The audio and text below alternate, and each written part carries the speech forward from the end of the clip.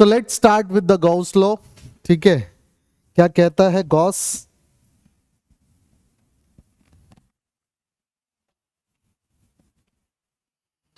First of all Gauss law electric flux की बात करता है, और इलेक्ट्रिक फ्लक्स भी किसके थ्रू? Closed surface. किसके through? Close surface.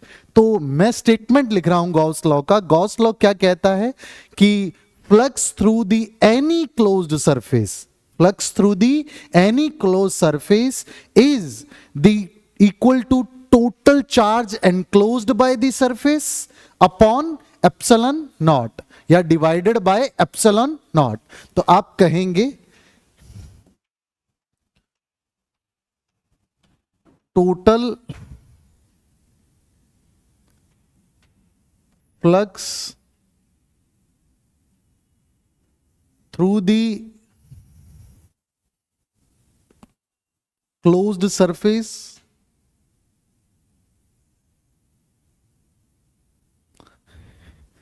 is the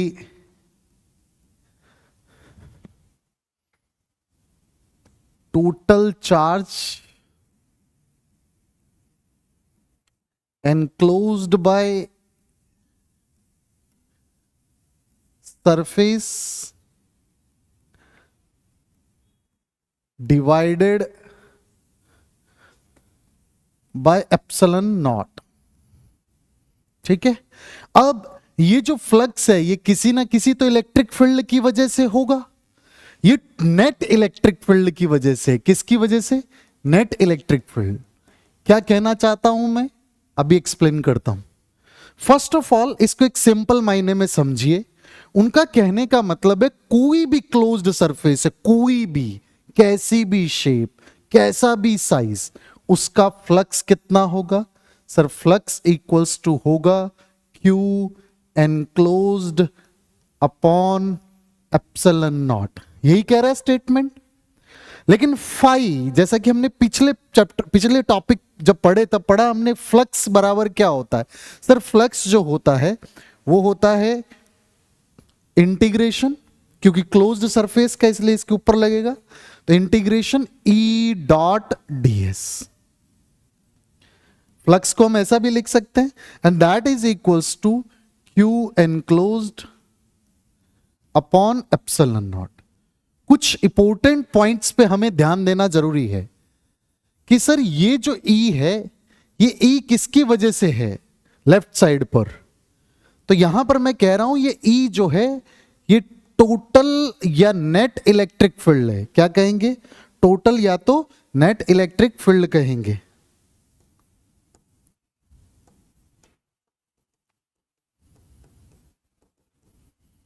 मतलब मैं क्या कहना चाहता हूं, इसको और डिटेल में समझिए। मान लीजिए कि कोई स्फेरिकल आपके पास सरफेस है। एक बार के लिए हम एग्जांपल के लिए कंसीडर कर रहे हैं, ये एक स्फेरिकल सरफेस है। इसके बाहर चार्ज पड़ा है Q2 और इधर पड़ा है Q3, और जबकि इसके अंदर पड़ा है Q1। अब आप जानते हैं कि सर चार्ज तो ये भी इलेक्ट्रिक फील्ड पैदा करेगा, ये भी पैदा करेगा और ये भी पैदा करेगा। इसके थ्रू पास होने वाला फ्लक्स जो होगा वो इन तीनों से मिलाकर के जो इलेक्ट्रिक फील्ड पैदा हो रहा है ना, उसकी वजह से होगा। मतलब यहां पर इलेक्ट्रिक फील्ड किसकी वजह से? इन तीनों चार्जेस की वजह से है, यानी नेट इलेक्ट्रिक फील्ड जो है उसकी बात हो रही है। ठीक है, जबकि हम Q एनक्लोज्ड की जो बात कर रहे हैं, ये क्या है sir? Charge enclosed by the surface.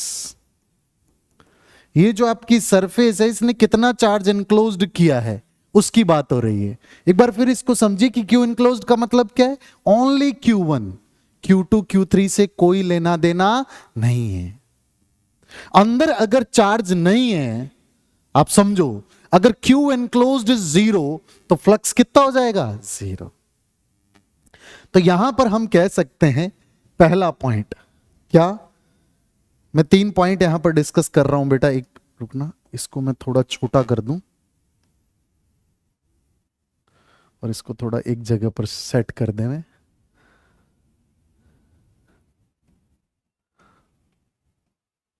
पहला point, flux through closed surface किस पे डिपेंड करता है? Depend only on charge enclosed by it and charge enclosed by it, कितना चार्ज इसने एनक्लोज किया इस पे, और दूसरा किस पे? एप्सिलॉन नॉट पे। एप्सिलॉन नॉट को क्या कहते हैं बेटा?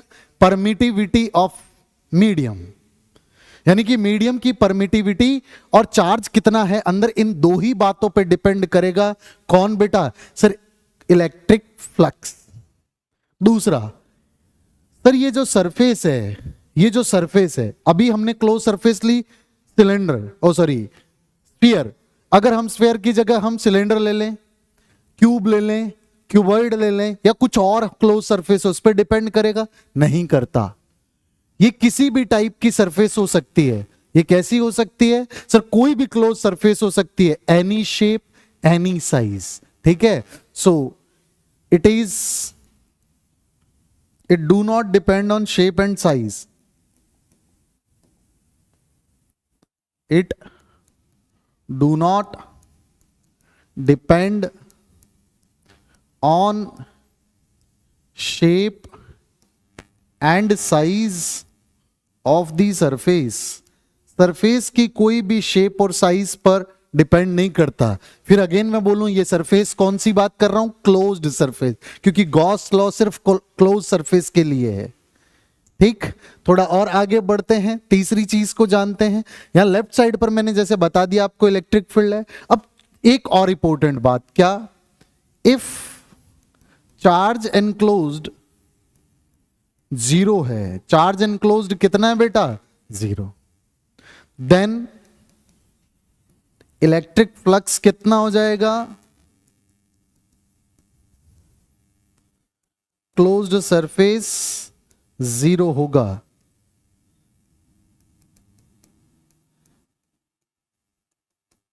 बातें समझ आई ना?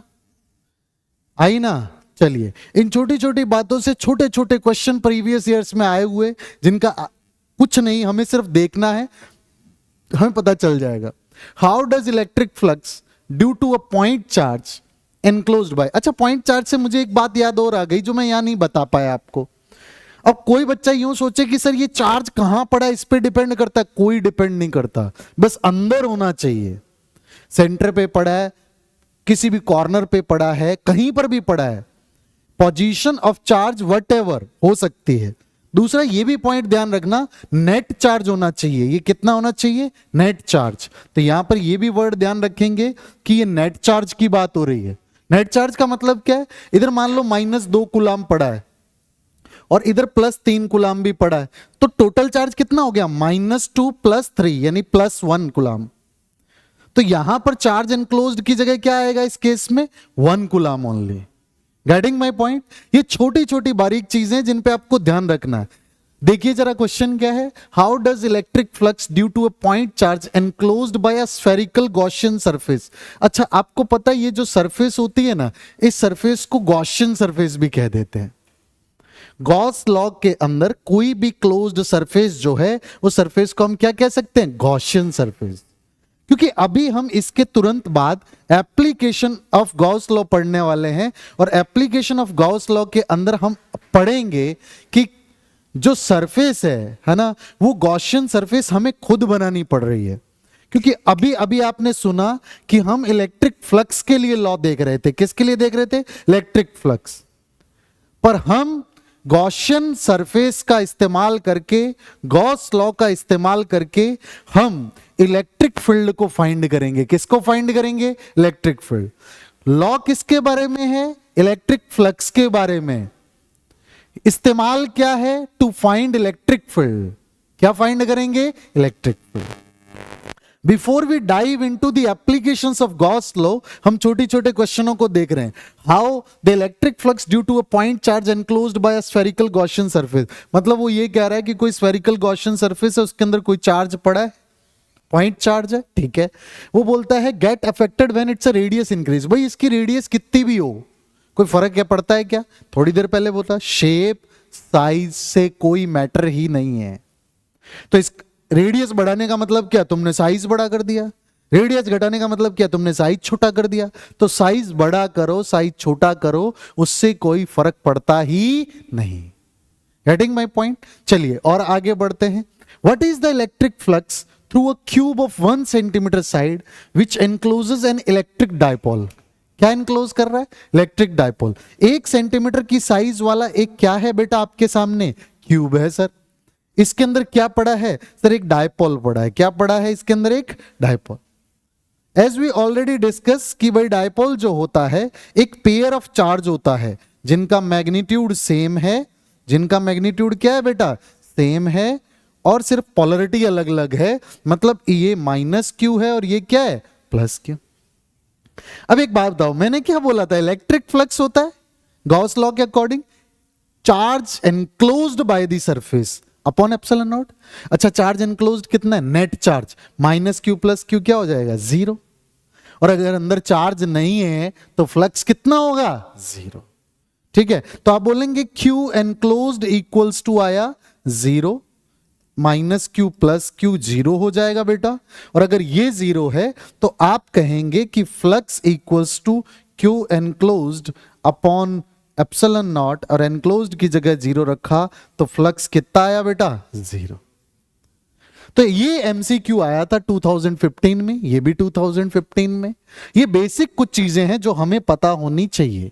Next question, if the net electric flux through a close surface is zero then what we can infer. हम यहां से क्या इन्फर कर सकते हैं, अगर उसके अंदर चार्ज जीरो है तो फ्लक्स भी कितना होगा, जीरो। फ्लक्स कितना होगा, अगर किसी भी क्लोज्ड सरफेस के अंदर चार्ज जीरो है तो फ्लक्स कितना होगा, जीरो। यही तो कह सकते हैं। ठीक है, अगला, the electric flux through a closed Gaussian surface depends upon, दो ही चीजों पे डिपेंड करता है। किस पे, charge enclosed by the surface and the permittivity of the medium. ठीक है, एप्सिलॉन नॉट पे डिपेंड करेगा। क्लियर है बात। चलिए, तो ये 2020 के क्वेश्चंस थे दोनों। आगे जंप करते हैं, थोड़ा सा ठीक ठाक क्वेश्चन है, देखना जरा क्या है। ये 23 का क्वेश्चन है। A sphere S1 of radius R1 enclosing a charge Q1। Sphere है जिसका नाम है S1 और उसकी रेडियस कितनी है, R1। उसके अंदर चार्ज कितना पड़ा है, Q1। तो हम यहां पर एक स्फीयर ले लेते हैं सर, ये रहा स्फीयर, और इसका नाम रख दिया हमने S1, जबकि इसकी रेडियस कितनी है, R1, जबकि इसके अंदर एक चार्ज पड़ा है दैट इज Q1। ठीक है, फिर अगली चीज क्या कर रहा है, by another concentric sphere. Concentric sphere का मतलब उसका भी सेंटर सेम है। एक और स्फीयर है जिसका सेंटर क्या है, same. S2 of radius R2 larger than R1, R2 larger than R1 से, यानी कि एक और स्फीयर है जिसकी रेडियस कितनी है बेटा, R2, और उसका नाम है S2। मैं इसको रेडियस बना दिया R2 और इसका नाम है S2। ठीक है, ये कह रहा है if there is a charge minus Q2 in the space between S1 and S2। ये S1 है, ये S2 है, यही है ना। इन दोनों के बीच का जो स्पेस है वहां माइनस Q2 पड़ा है, यही कहा है। ठीक है, हमसे पूछ रहा है इन the space between S1 and S2 find the ratio of electric flux through S1 and S2। S1 की वजह से फ्लक्स कितना होगा, S2 की वजह से फ्लक्स कितना होगा, दोनों का रेशियो बताइए। तो सिंपल बात है, अगर मैं S1 की वजह से फ्लक्स को φ1 लिखूं तो आप कह सकते हो कि सर φ1 होगा total charge enclosed by the surface that is Q1 upon epsilon not. बोलो एग्री कि नहीं। दूसरा, सर ये है S2 सरफेस। S2 सरफेस जो है इसके थ्रू फ्लक्स कितना होगा, सर ये होगा φ2 and that is equals to Q9 total charge enclosed by it. इसके अंदर चार्ज कितना है, Q1 भी आ गया, इसमें माइनस Q2 भी आ गया। तो आप कहेंगे सर टोटल चार्ज होगा Q1 minus Q2 by epsilon naught. ये दो हो गया। हमें इन दोनों का क्या बताना है, रेशियो। तो जब आप φ1 को φ2 से डिवाइड करेंगे, इसको इससे डिवाइड करेंगे, तो ऊपर आ जाएगा बेटा Q1, और जबकि नीचे क्या आ जाएगा, Q1 minus Q2। I hope सबको समझ आया होगा, है ना। रेशियो लेने में कोई प्रॉब्लम तो नहीं हुई। ठीक है, तो ये हो गया Q1 upon Q1 minus Q2। This is the ratio of flux. ये भी 1 नंबर में या 2 नंबर में आया होगा, कोई क्वेश्चन का पार्ट रहा होगा। Getting my point? So this is the flux. और इस बातों पे से हम करते हुए आगे बढ़ते हैं और हम पढ़ने जा रहे हैं गॉस लॉ का proof using Coulomb's law. Coulomb's law का यूज करते हुए हम गॉस लॉ का प्रूफ कर रहे हैं कि ऐसा क्यों होता है। तो लेट से हम एक पॉइंट चार्ज लेने जा रहे हैं। There is a point charge और ये पॉइंट चार्ज है Q। ध्यान से सुनना, ठीक है। और ये Q जो है, इस Q चार्ज की बात करें तो ये Q चार्ज एक स्फीयर के अंदर पड़ा है और स्फीयर का रेडियस लेट से R है। कितना रेडियस है बेटा? R, ठीक है। हमें गॉस लॉ का यूज किए बिना फ्लक्स निकालना है इस पूरी सरफेस के थ्रू, जबकि इस चार्ज को हमने अपनी सिंप्लिसिटी के लिए, अपने इस प्रूफ को इजी बनाने के लिए हम चार्ज को इस स्फीयर के सेंटर पे रखे हैं। क्यों सर? थोड़ी देर बाद समझ आ जाएगा क्यों। क्योंकि अगर हम इधर उधर रखते तो हमारी कैलकुलेशन जो है वो डिफिकल्ट बन जाती। So that's why we are placing this point charge at the center of this sphere and we are actually finding flux through this sphere without using Gauss law. Are you getting my point? और फिर हम देखेंगे कि जो Gauss law से answer आता है, Gauss law से आंसर कितना आना चाहिए? Q upon epsilon नॉट आना चाहिए। आना चाहिए कि नहीं आना चाहिए? अगर वो आ गया तो हम बोलेंगे hence proved, ठीक है। लेकिन हम उसके लिए किसका सहारा लेंगे? कूलम्ब्स लॉ, ठीक है। तो हम देखिए, मैंने कल भी बताया था इलेक्ट्रिक फ्लक्स पढ़ाते वक्त कि ऐसे सिचुएशन के अंदर हम बड़ी सरफेस हो तो उसको छोटे छोटे एरिया एलिमेंट्स में ब्रेक करेंगे। तो हमने एक छोटू सा एरिया एलिमेंट ले लिया और ये एरिया एलिमेंट है यहां पर, और लेट से ये है ds, और ds को रिप्रेजेंट करने के लिए ds वेक्टर बनाएंगे, यानी कि एरिया वेक्टर बनाएंगे। तो चलिए यहां पर सर ये इधर की तरफ एक एरिया वेक्टर होगा और इसको हमने लिख दिया ds वेक्टर, है ना। अब दूसरा पॉइंट, सर यहां पर इलेक्ट्रिक फील्ड कितना होगा? सर इलेक्ट्रिक फील्ड तो Q पैदा करेगा, और इलेक्ट्रिक फील्ड किसी भी पॉइंट चार्ज की वजह से किधर होता है? रेडियली। अगर पॉजिटिव है तो आउटवर्ड और नेगेटिव है तो रेडियली इनवर्ड। ये बातें हम जानते हैं। तो सर यहां पर इलेक्ट्रिक फील्ड जो भी होगा रेडियली आउटवर्ड होगा, अगर हम कुछ देर के लिए Q को पॉजिटिव माने। तो सर यहां पर जो इलेक्ट्रिक फील्ड की वैल्यू होगी, सॉरी इलेक्ट्रिक फील्ड की जो वैल्यू होगी वो कितनी होगी? सर वो जो भी है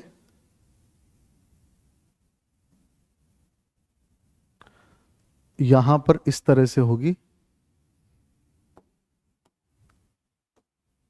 वो भी रेडियली आउटवर्ड होगी। बोलो सही कह रहा हूं?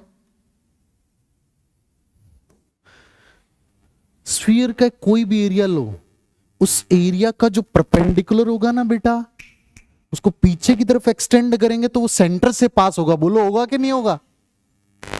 तो इसका मतलब ये भी रेडियस के अलोंग है और ये भी रेडियस के अलोंग। तो यहां पर ये जो इलेक्ट्रिक फील्ड है, अगर मैं इलेक्ट्रिक फील्ड को लिखूं तो मैं कह सकता हूं कि सर ये है हमारा ई वेक्टर। ई वेक्टर और ds वेक्टर के बीच का एंगल कितना दिख रहा है? 0, है ना। तो हम कहेंगे सर फ्लक्स थ्रू ds जो है इसको हमने लिखा d फाई, सर ये होगा E डॉट ds। अब ऐसे सारे एरिया वेक्टर, मतलब पूरी सरफेस को छोटे छोटे छोटे छोटे एरिया वेक्टर्स के अंदर जोड़ करके सभी फ्लक्स निकाल लेंगे और सबका क्या करेंगे? Sum up, E dot ds निकालेंगे। पर हमारे साथ सुविधा ये है कि हमने एरिया सेम लिए ds और इलेक्ट्रिक फील्ड भी क्या लिया? सेम। क्यों? क्योंकि सर किसी भी पॉइंट चार्ज के लिए r डिस्टेंस पर इलेक्ट्रिक फील्ड की वैल्यू क्या रहती है? सेम, है ना। तो हम कहेंगे कि sir flux through surface through sphere जो होगा वो दिया जाएगा phi equals to close integration of E dot ds। बोलो सही कह रहा हूं भाई? मैंने थोड़ी देर पहले बताया कि E और ds के बीच का एंगल कितना है? 0। तो अगर आप इसको डॉट प्रोडक्ट को ओपन करेंगे तो आप पाएंगे सर ये तो cos 0 आ गया, और cos 0 कितना होता है बेटा? सर cos 0 तो 1 होता है। कितना होता है बेटा? cos 0 1 होता है। अरे होता है ना। तो सर ये हो गया sir flux equals to closed surface का ई ds। अब इस पॉइंट पर इलेक्ट्रिक फील्ड की वैल्यू रही कितनी होगी सर? इस चार्ज से तो r डिस्टेंस पे, ये डिस्टेंस कितनी है बेटा? r, है ना। तो आप कहेंगे सिंस E इक्वल्स टू है KQ by R square. Point charge की वजह से r डिस्टेंस पर इलेक्ट्रिक फील्ड होता है KQ बाय आर स्क्वायर। चलो रखो इधर sir, phi equals to KQ by R square ds। अब एक बात बताओ, K बदलेगा नहीं, Q नहीं, R नहीं, तो सर ये सब कांस्टेंट है, इन सबको बाहर निकालेंगे और इंटीग्रेशन सिर्फ किसका रह गया बेटा? ds का। अब सोचो इस पूरे एरिया को ऐसा स्फीयर एज्यूम करो दिमाग में, और ds ds ds ds ds सारे ds जब जोड़ दिए तो स्फीयर का टोटल सरफेस एरिया आ जाएगा। और 10th में पढ़ के आए 4 पाई आर स्क्वायर होता है, कितना होता है बेटा? 4 पाई आर स्क्वायर। तो आप कहेंगे कि सर यहां पर ये जो KQ by R square, sorry मैं भूल गया था लिखना, ये हो जाएगा ds ds ds ds जुड़ करके कितने आए बेटा? सर ये आए 4 पाई। तो देखो आर स्क्वायर को आर स्क्वायर खा गया, k को हम पढ़ के आए पाई इक्वल्स टू k की जगह रखेंगे 1/4 पाई एप्सिलॉन नॉट, और यहां पर 4 पाई है और ये q बेचारा यहां का यहां पड़ा है। तो सर ये 4 पाई को 4 पाई खा गया, तो फ्लक्स कितना आया? Q/एप्सिलॉन। तो ये क्या हो गया? Hence proved. क्लियर है बात? इसका मतलब हम कुलाम्स लॉ का यूज करके जो गॉस लॉ से इलेक्ट्रिक फ्लक्स आता है उसको आसानी से कर सकते थे। अब समझो कि मैंने चार्ज को सेंटर पे क्यों रखा, क्योंकि देखो चार्ज को जब हम सेंटर पे नहीं रखते ना, मान लो यहां रखते, तो इस पॉइंट पर इलेक्ट्रिक फील्ड की वैल्यू अलग होती, इस पॉइंट पर इलेक्ट्रिक फील्ड की वैल्यू अलग होती, क्योंकि सारी डिस्टेंसेस पॉइंट्स की क्या हो जाती है? अलग अलग। इसका मतलब ये नहीं है कि वो कैलकुलेशन हो नहीं सकता, बट इसका मतलब ये है कि it becomes difficult for us to make it simple. We are placing this charge at the centre of this sphere. नींद आ रही? चलो ठीक है। तो ये था आपका गॉस लॉ का प्रूफ। आगे बढ़ते हैं और बात करेंगे एप्लीकेशंस ऑफ गॉस लॉ की। 3 एप्लीकेशन हमारे एनसीईआरटी में दे रखी है, हालांकि हम और भी 1-2 हैं जिनका यूज कर सकते हैं। एक एप्लीकेशन को इनडायरेक्ट वे में हमारे न्यूमेरिकल में दे रखा है, ठीक है, एनसीईआरटी में। तो हम ये 3 एप्लीकेशंस बेसिक हैं जिनको हम कवर करेंगे, और जैसे ही ये 3 एप्लीकेशंस हमारी खत्म होंगी चैप्टर ओवर हो जाएगा, ठीक है। फिर न्यूमेरिकल पोर्शन में जो एक्स्ट्रा क्वेश्चंस बचे हैं उन सबका सिर्फ पार्ट रह जाएगा। So first of all application of Gauss law में हम 3 एप्लीकेशंस को डिस्कस करेंगे। पहला, field due to infinitely long straight uniformly charged wire. पढ़ा था हमने चार्ज, है ना। यूनिफॉर्म का मतलब क्या है? बराबर डिस्ट्रीब्यूशन होना, है ना। और दूसरा, यहां पर इनफाइनाइटली लॉन्ग हम लेकर के चल रहे हैं, ठीक है। उसकी वजह से फील्ड कितना होगा उसको फाइंड करेंगे। तो मैंने क्या बताया था कि गॉस लॉ के एप्लीकेशन में हम गॉस लॉ का यूज करके इलेक्ट्रिक फील्ड को फाइंड आउट करते हैं। किसको फाइंड आउट करते हैं? इलेक्ट्रिक फील्ड को। लेकिन ध्यान से सुनना मेरी बात, हालांकि हम एप्लीकेशंस पढ़ेंगे तब और क्लियरिटी आएगी। एप्लीकेशंस ऑफ गॉस लॉ में हमें अपनी तरफ से एक गॉसियन सरफेस ड्रॉ करना पड़ता है, बनाना पड़ता है। गॉसियन सरफेस किसी भी शेप और किसी भी साइज का हो सकता है, पढ़ा था। पर हम क्या करेंगे, ये बात सही है, लेकिन हम गॉसियन सरफेस ऐसा बनाएंगे जिसके सभी पॉइंट्स पर इलेक्ट्रिक फील्ड की वैल्यू सेम हो, या तो ऐसी हो वैल्यू कि फ्लक्स उसकी वजह से क्या हो जाए? 0। इसका इस्तेमाल हम जरूर करेंगे, क्योंकि आपके दिमाग में यह सवाल पक्का आएगा जब आप घर पे इस डेरिवेशंस को करने बैठेंगे, तो आपके दिमाग में आएगा ये सिलेंडर ही क्यों बना रहे हैं सर, है ना। ये यहां पर सर रेक्टेंगल ही क्यों, यानी स्क्वायर, सॉरी क्यूब ही क्यों बना रहे हैं सर, यहां पर क्यूबॉइड ही क्यों बना रहे हैं?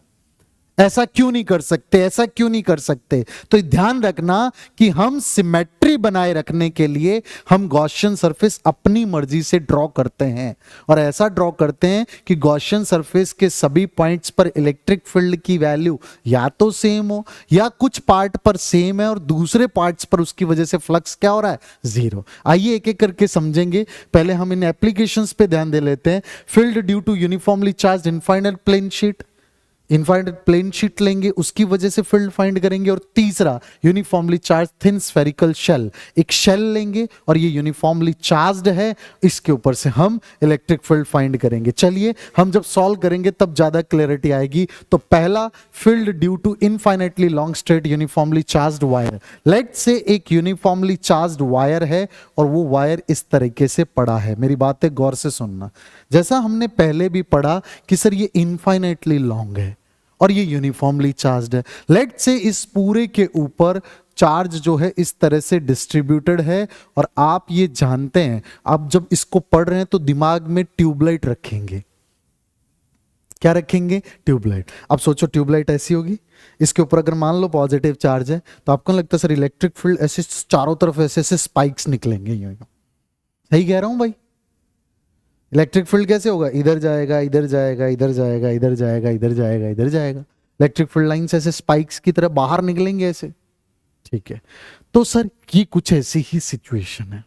मान लीजिए कि आप किसी पॉइंट P जो इससे सेंटर से R डिस्टेंस पर है। कितने डिस्टेंस पर है बेटा? R distance. इस P पॉइंट पर आप इलेक्ट्रिक फील्ड फाइंड करना चाहते हैं।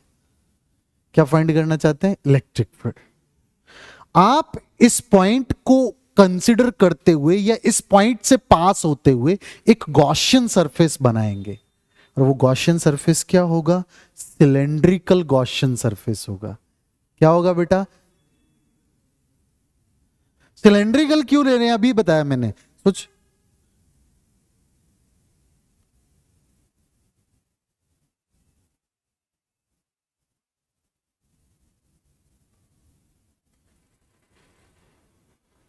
सिलेंड्रिकल क्यों ले रहे हैं? क्योंकि सर देखो ये जो सरफेस है इससे इधर पॉइंट आर है, आर आर सभी पॉइंट्स पर इलेक्ट्रिक फील्ड की वैल्यू क्या होने वाली है? सेम। क्या होने वाली है? सेम। आप कह सकते हो कि सिलेंड्रिकली इलेक्ट्रिक फील्ड क्या होगा? सिमेट्रिक। तो हम एक यहां पर एक सरफेस बना रहे हैं और वो सरफेस कुछ इस तरह की है।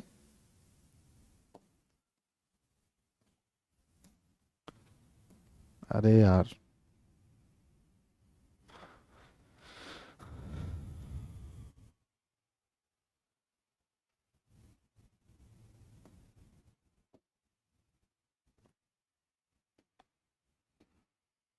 कभी कभी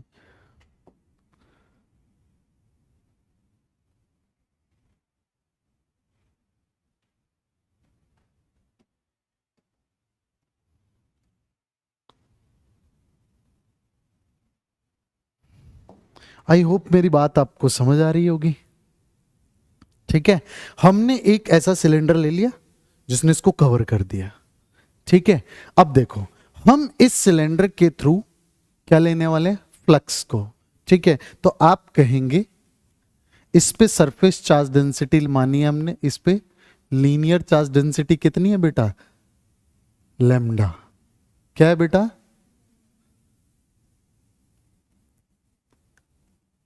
lambda is the charge per unit length. Unit length पर चार्ज कितना है? लैम्डा। हमने इसकी लेंथ ली है अपनी तरफ से L। क्या लेंथ ली है बेटा? चलिए हम फ्लक्स की बात करते हैं, तो आप कहेंगे फ्लक्स थ्रू ये जो भी गॉसियन सरफेस है,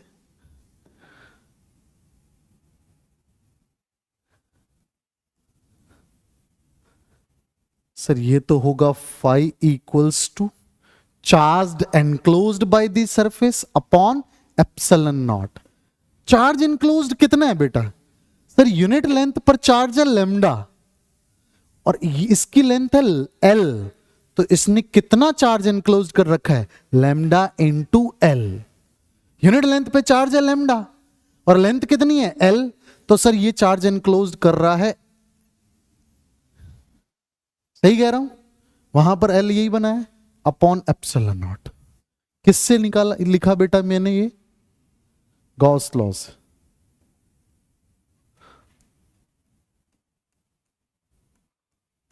चलो अब इस फ्लक्स को देखो सर, इस फ्लक्स को तीन पार्ट में ब्रेक कर रहे हैं हम। एक flux through the upper surface, एक flux through the downward surface और एक फ्लक्स थ्रू दी सीएस से, कर्व्ड सरफेस एरिया। ठीक है, तो आप कह सकते हैं flux have three parts.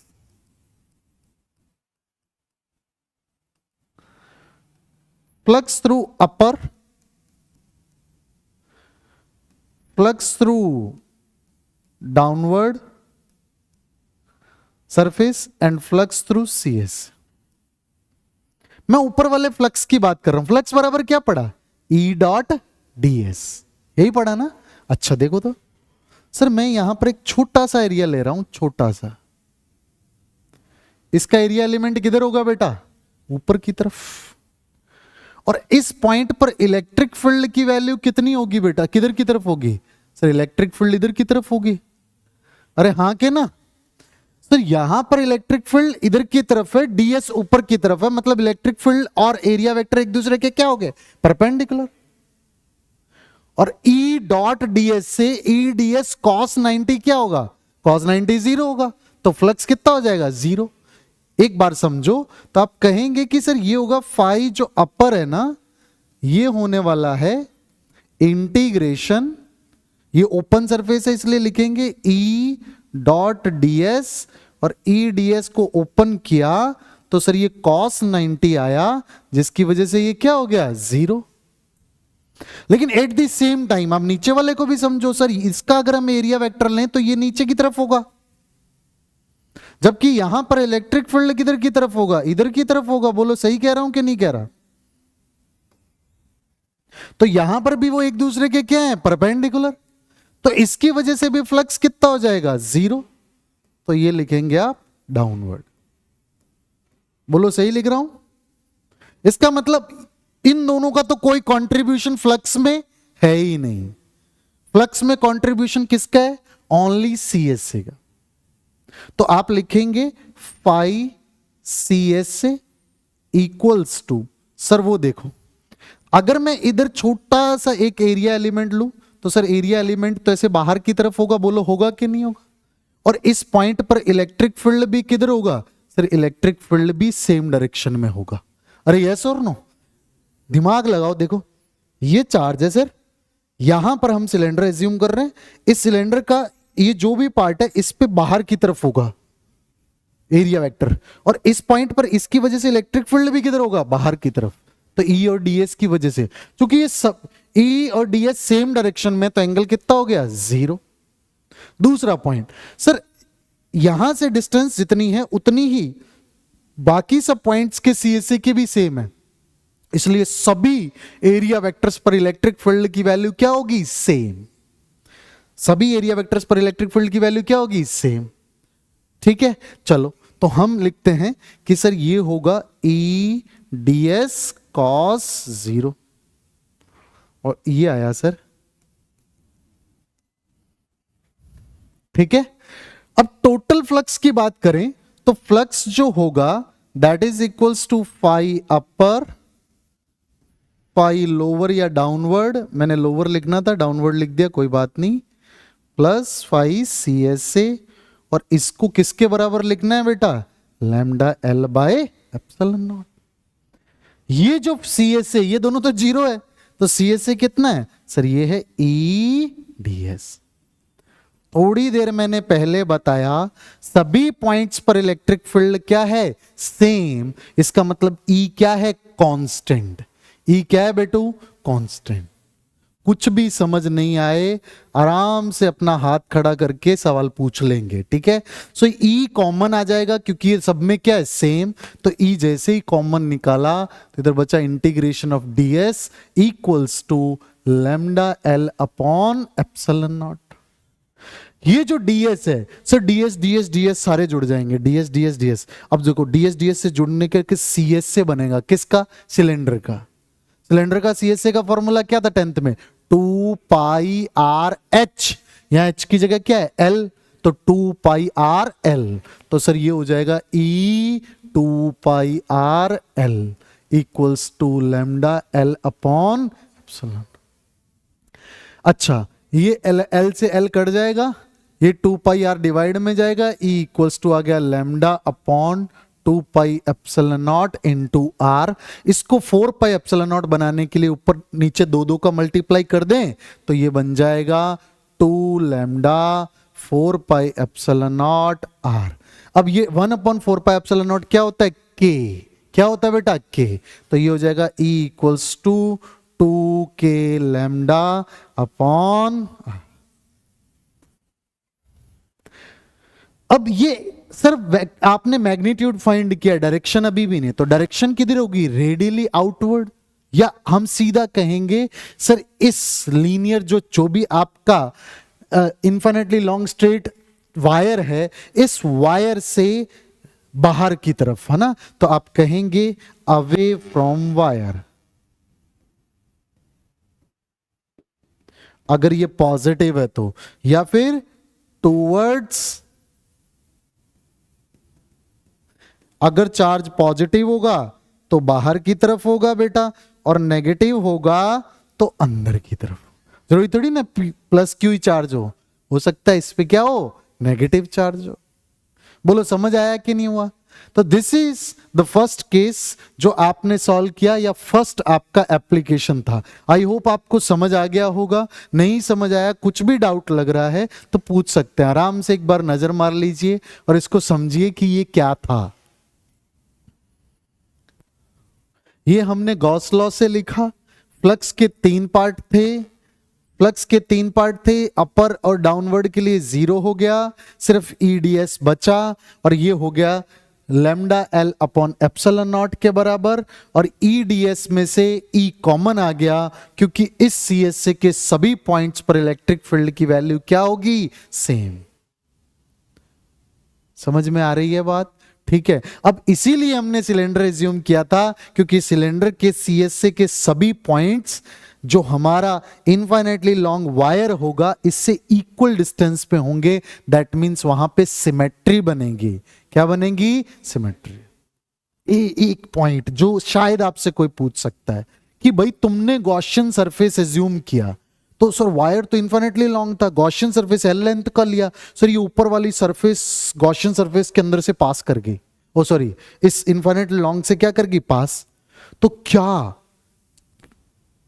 Continuous charge distribution के अंदर से सरफेस पास कर सकता है? आप बोलेंगे यस, आप कहेंगे यस। गॉसियन सरफेस को हम हमारे हिसाब से ज्यूम कर सकते हैं, और गॉसियन सरफेस जो है it can pass through the any continuous charge distribution. Uniformly जो भी डिस्ट्रीब्यूट कॉन्टिन्यूअस चार्ज डिस्ट्रीब्यूशन है उससे पास कर सकता है, बट डिस्क्रीट चार्ज डिस्ट्रीब्यूशन से पास नहीं करेगा। डिस्क्रीट चार्ज डिस्ट्रीब्यूशन से पास नहीं करेगा क्योंकि वहां पर यूनिफॉर्मलिटी यानी कि सिमेट्री नहीं होती। ये बात एनसीईआरटी में भी लिखी गई है, ठीक है।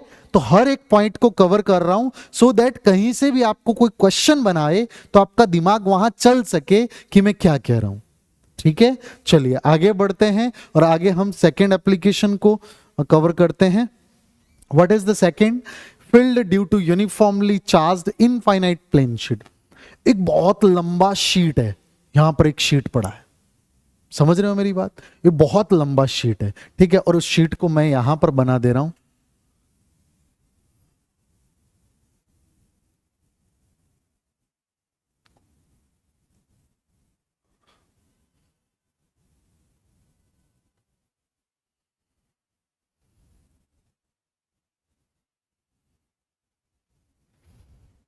आई थिंक सही बना नहीं।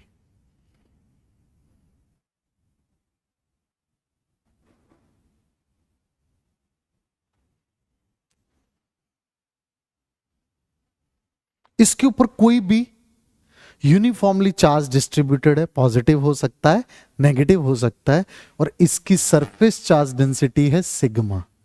ये क्या है बेटा इसकी?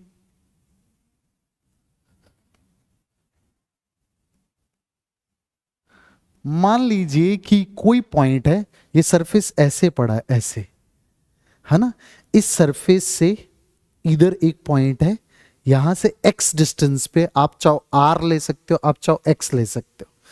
x डिस्टेंस पे एक पॉइंट है, इस पॉइंट पर हमें इलेक्ट्रिक फील्ड की वैल्यू फाइंड आउट करनी है। ठीक है, तो सर यहां से दूर एक चार्ज पड़ा है और ये जो डिस्टेंस है, ये डिस्टेंस x है, चार्ज नहीं पड़ा, यहां पर एक पॉइंट P है, यहां पर हमें इलेक्ट्रिक फील्ड की वैल्यू फाइंड आउट करनी। इस पॉइंट से पास होता हुआ एक गॉसियन सरफेस ड्रॉ करेंगे, और मैंने क्या बताया, गॉसियन सरफेस ऐसा होना चाहिए जिसके सभी पॉइंट्स पर इलेक्ट्रिक फील्ड की वैल्यू क्या हो, सेम, या तो फ्लक्स क्या हो जाए, जीरो। वहां बोतल पड़ी, पानी पी ले। है, तेरे को नहीं कह रहा है, इसको कह रहा हूं।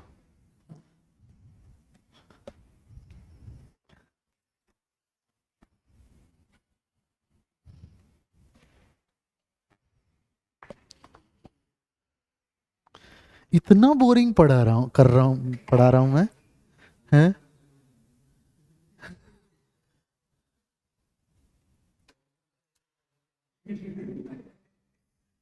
जो तू सोच रहा है वो नहीं है।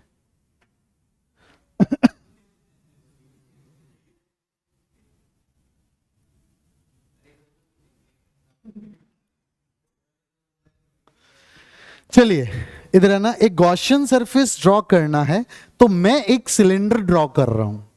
आप चाहें तो यहां पर आप एक क्यूबॉइड भी ड्रॉ कर सकते हैं, अगर आप एनसीईआरटी में देखेंगे तो उसने क्यूबॉइड ड्रॉ कर रखा है। ठीक है, तो यहां पर हम एक सिलेंडर बना रहे हैं। लेट से सिलेंडर का बेस का सरफेस एरिया है S। कितना एरिया है बेटा? ये सरफेस एरिया है, ये ध्यान रखना, बेस का। ठीक है, और यहां से हमने एक सिलेंडर एज्यूम करा, ऑब्वियसली वो इस तरह से जाकर के सरफेस से आएगा, और इधर से सरफेस के क्या निकलेगा, बाहर निकलेगा। बोलो हाँ के ना?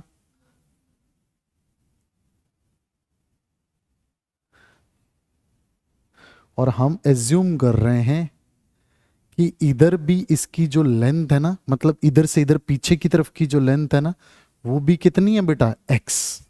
मतलब ये जो पॉइंट है, यहां से इधर x है, तो इधर भी हमने इसको x लेंथ का ही लिया है।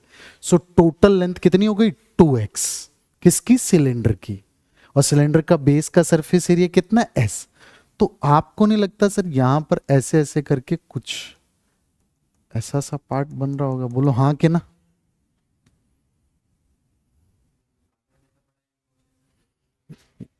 ये इनफाइनाइटली चार्ज्ड प्लेन शीट है। इस शीट से कोई पॉइंट है x डिस्टेंस पे, इस पॉइंट पर हमें इलेक्ट्रिक फील्ड फाइंड करना है। हमने इस पॉइंट को कंसिडर करते हुए एक गॉसियन सरफेस ड्रॉ किया, और वो सिलेंड्रिकल है। गॉसियन सरफेस एरिया, जो गॉसियन सरफेस है वो सिलेंड्रिकल है, उसका बेस का सरफेस एरिया है S, और S बेस का हमने एक सिलेंडर ड्रॉ कर दिया जो इसके अंदर से ऐसे आया और इधर से ऐसे पास हो गया। इधर भी लेंथ x है, इधर भी लेंथ x है, तो टोटल लेंथ कितनी हो गई, 2x। बात समझ आ रही है? अब देखो सर, इस पॉइंट पर अगर हम यहां पर सबसे पहले हम किसको लगाएं, फ्लक्स थ्रू दी गॉसियन सरफेस सिलेंड्रिकल है, तो हम अगर गॉस लॉ से देखें तो हम कह सकते हैं फ्लक्स थ्रू जो सिलेंडर होगा वो कितना होगा सर, वो होगा phi equals to charged enclosed by the Gaussian surface upon epsilon naught. Charge कितना एनक्लोज्ड है सर, यूनिट एरिया में चार्ज है सिग्मा, तो इधर एरिया कितना रहेगा सर, इधर S एरिया ही रहेगा। ठीक है, तो आप कहेंगे सर ये होगा sigma into S upon epsilon. Getting my point? तो sir this is the flux.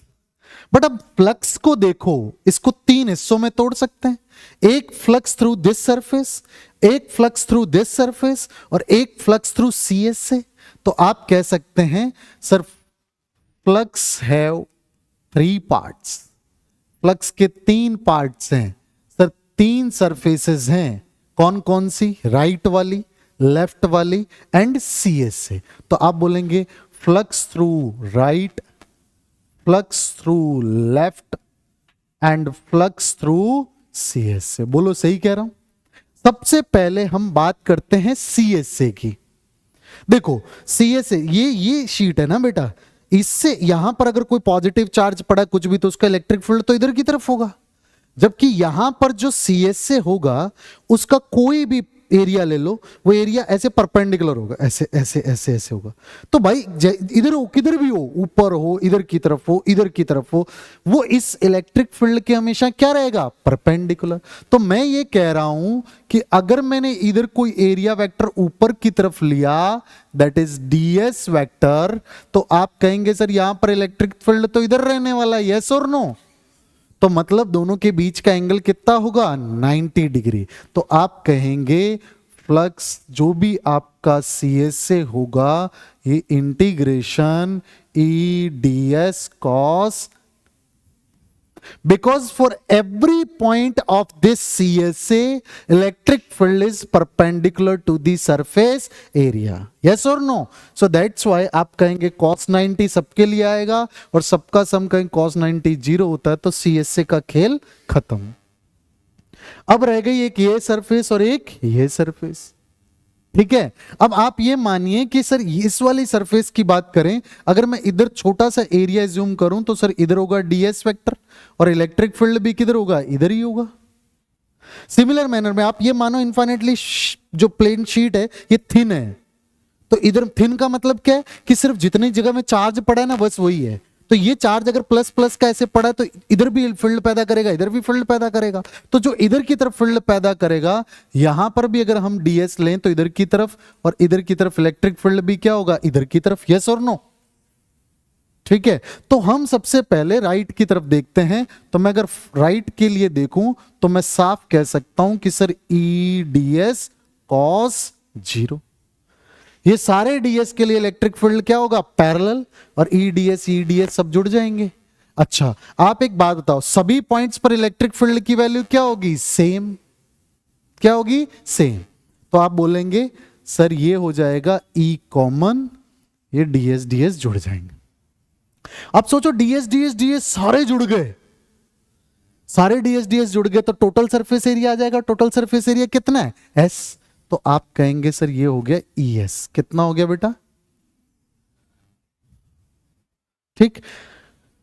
Since इधर लेंथ x थी तो इधर भी डिस्टेंस x है, तो सभी पॉइंट्स पर इलेक्ट्रिक फील्ड की वैल्यू कितनी होगी? जितनी इधर थी उतनी उधर होगी, बस उधर की तरफ डायरेक्टेड है। एरिया वेक्टर भी किधर है? उधर है। तो आप कहेंगे फाई लेफ्ट के लिए जो है that is also EDS cos 0। Electric field की वैल्यू सेम होने की वजह से E कॉमन आ जाएगा, DS जुड़ जाएंगे। अगर इधर बेस का एरिया S था तो इधर वाले बेस का एरिया भी कितना है? S। तो S है ये भी, तो ये भी SS कितना हो जाएगा? ES। अगर हम टोटल फ्लक्स की बात करें तो तीनों का क्या होने वाला है? सम। तो आप कहेंगे phi equals to phi CSA, phi right, phi left. बोलो सही कह रहा हूं? और इक्वल्स टू कितना आया? Sigma S upon epsilon not. है भाई। अब देखो CS से तो 0 है, CS से कितना है? 0। राइट वाला भी ES, लेफ्ट वाला भी ES, तो ES कितना हो गया? 2ES इक्वल्स टू कितना आया? Sigma S upon epsilon not. S से S कैंसिल हो गया, तो E इक्वल्स टू कितना आया? Sigma upon 2 epsilon not. क्या हो गया? देखो डिस्टेंस पे डिपेंड ही नहीं करता। इनफाइनाइटली प्लेन शीट की वजह से इलेक्ट्रिक फील्ड का मैग्नीट्यूड है sigma upon 2 epsilon naught. It do not depend on the distance. Infinitely plane sheet से इतने 5 सेंटीमीटर पे रखो, 50 पे रखो, 500 सेंटीमीटर पे रखो, किसी भी पॉइंट पर बात करो, इलेक्ट्रिक फील्ड की वैल्यू क्या होगी? Sigma upon 2 epsilon naught. It do not depend on the distance, ये डिस्टेंस पे डिपेंड ही नहीं कर रहा। बात करें कि सर वेक्टर वाइज कैसा होगा, तो अगर ये पॉजिटिवली चार्ज प्लेन शीट थी इनफाइनाइटली, तो सर इधर की तरफ अगर पॉजिटिव थी तो इधर की तरफ बाहर होगा और इधर की तरफ बाहर होगा। अरे बात समझ में आई कि नहीं आई? आई, बहुत बढ़िया अगर समझ में आई तो। क्योंकि टाइम बहुत कम है इसलिए आज हम जो है ये सेकंड पे ही रोक रहे हैं। थर्ड और बाकी बचे हुए इनसे रिलेटेड जो प्रीवियस ईयर्स के न्यूमेरिकल्स और एनसीईआरटी के क्वेश्चंस हैं उनको हम कल की क्लास में डिस्कस करेंगे, है ना। बस इस बात को थोड़ा सा ध्यान रखें। चलो आज की क्लास को एंड करते हैं।